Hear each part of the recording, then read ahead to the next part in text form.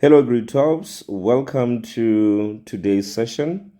We are going to look at one of the important topics that is your Doppler effect. We know that Doppler effect, it's basically about 10 to 15 marks and it's written as question 6. So we're just going to look at one of the questions that was taken from 2022 examination papers. Specifically, we are going to focus on the November one because we received a notification this morning from one of the grade 12s to say, can you guys please help me solve 6.4 of the November paper that was written last year. 6.4, which is basically question 6 of the Doppler effect. So we tried looking at that question and then we came up with some solutions. So we're just going to share them up with all the grade 12s because we realized that the question was actually not difficult, but the problem was the mathematical inclination of the question. So this question required someone who understands the basic principles or the fundamentals of maths. If you are not so good with maths derivation, of formulas and trying to manipulate certain aspect of the principles and the formulas that we know, then that would have been a problem. So the question says, a learner investigates the relationship between the observed frequency and the frequency of sound waves emitted by a stationary source. We need to start there and we make sure that we understand what that statement is talking about. So in that corner of that statement, we need to understand there are two different variables there, which is going to be the frequency of the listener. And then in that statement, that frequency is mentioned as the observed frequency. And the frequency of the sound waves emitted by a stationary listener. So we're underlining that statement there because we are already given one of the important variables. So we know that the velocity or the speed of the source is in fact 0 meters per second.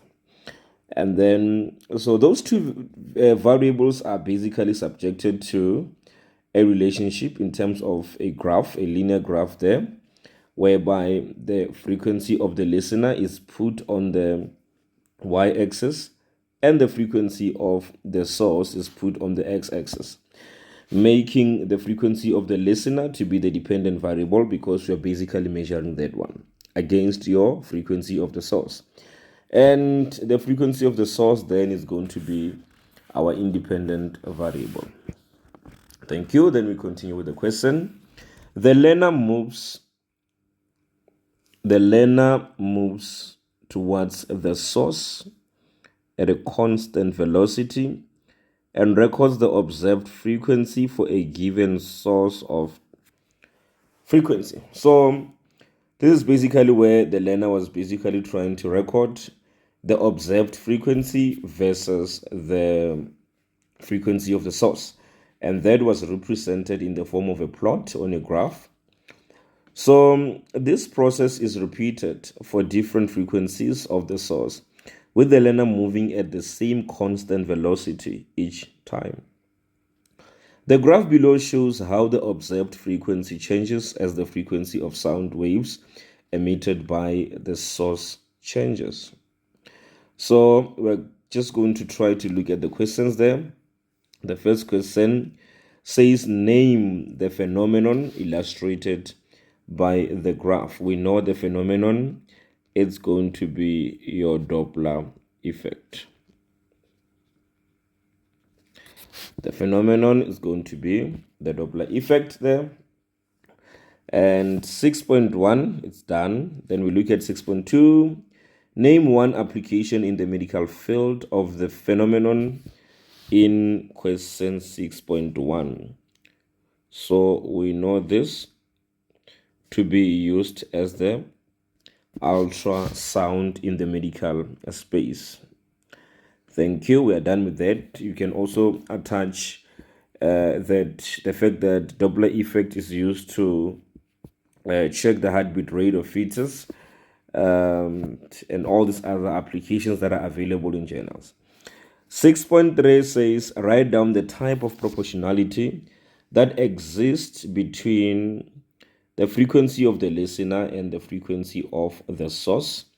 We're just going to go back to the graph there, and we can see that the graph represents a direct, relationship or a direct proportionality between the frequency of the listener and also the frequency of the source. So we're going to write it as, perhaps we can just say the frequency of the listener is directly proportional to the frequency of the source, or you can just say this one represents a direct proportionality. A direct proportionality. You can represent it as such. You can write it as such. That represents a direct proportionality. So we are going to move to the next question. And on the next question, so the next question says, the gradient of the graph is found to be 1.06. When they're talking about the gradient, now we need to go back and try to show forth the gradient. Remember, the representation there, it's basically a straight line, and the gradient of a straight line is represented as m equals to change in y, which in this case is going to be FL over the change in the x-axis, or the change in the x, which is going to be the frequency of the source, and then basically that gradient, which is your frequency of the listener over the frequency of the source, equals to 1.06. So this is going to be the gradient there. So now, before we can even try to answer the questions, we need to quickly go and look at your Doppler effect equation there, and just to check how can we express the Doppler effect in a way that we manipulate the variables to finally have the frequency of the listener over the frequency of the source. So the frequency of the listener equals to the speed of sound in air plus minus VL over V plus minus Vs multiplied by Fs. So we're just going to divide everything by Fs. Even this side we divide by Fs. So those two cancels, or they divide into each other.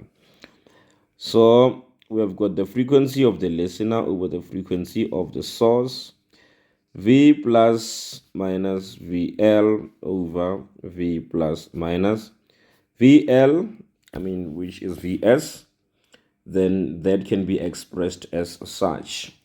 So now mathematically we know that this one is basically 1.06. That equals to V plus minus VL over V plus minus your Vs there. That equals to 1.06 grade 12s. So that should be the representation that you make there. So just want to get to the question. If the speed of sound in air is 340, calculate the magnitude of the velocity at which the learner approaches the source. So we are just going to go back there. Calculate the magnitude of the velocity at which the learner approaches the source. It means we need to figure out the velocity or the speed of the listener. So 1.06 equals to, this one is given as 340 because the listener was moving towards, it's going to be a plus, and then VL over a 340 minus a 0 there. Then we do cross multiplication. We are going to have 1.06 multiplied by 340 equals to 340 plus the speed of the listener. And then we're saying you can have your calculator. 1.06 multiplied by 340. It's going to be 316.40, which equals to 340 plus the frequency, or the speed of the listener there. Thank you so much. And from there, we are just transposing, and we're going to get the speed of the listener equals to the difference between the 340, the 360, and also the 340 will be your 20.40 meters per second. And you cannot specify, you cannot even begin to talk about the direction here. Yeah, well, you don't have to talk about the direction because the question just said calculate the speed. 6.4, if the speed of the sound in air is 340, calculate the magnitude of the velocity at which the learner approaches the source. All right, because they're seeing the magnitude of the velocity, you can then just say it's 20.40 meters per second towards the source, then because the learner is moving towards the source. Do you understand? So you can be able to specify it that way. All right, guys, let's look at the last question. The last question says the investigation is now repeated with the learner moving at a higher constant velocity towards the sound source. Copy the graph below in your answer book and label it as A. On the same set of axes, sketch the graph that will be obtained when the learner is moving at the higher velocity.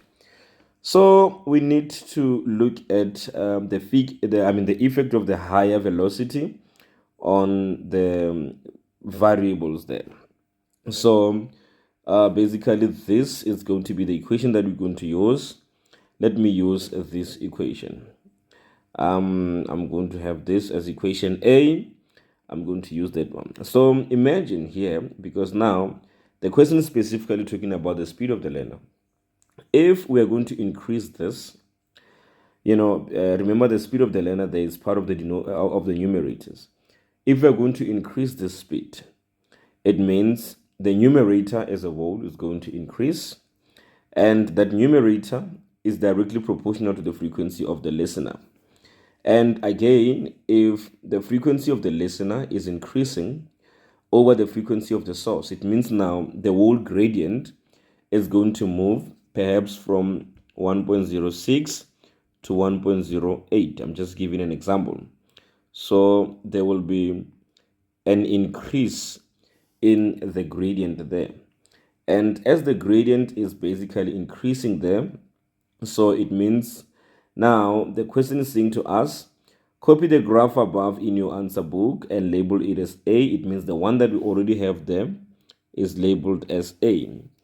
And from there, on the same set of axes, sketch the graph that will be obtained when the learner is moving at the higher velocity. So it is just going to be something that looks like this. It will come on, towards the other side, because the gradient of B should be more steeper than the gradient of A, to actually show that if the learner move at a higher speed, the gradient, the magnitude of the gradient there is going to increase. So thank you so much, guys. If you want to learn more about this, you can contact us at 074 770 0647, and we are there for you. You can just email us, you can send us a WhatsApp message, a text message, then we're able to help you. And thank you, guys. Please don't forget to hit the notification or the subscription button so that you can be able to receive more information from us. From all the Blue Star people, we would like to appreciate your time and good luck and all the best with your metric year. Thank you so much. Thank you.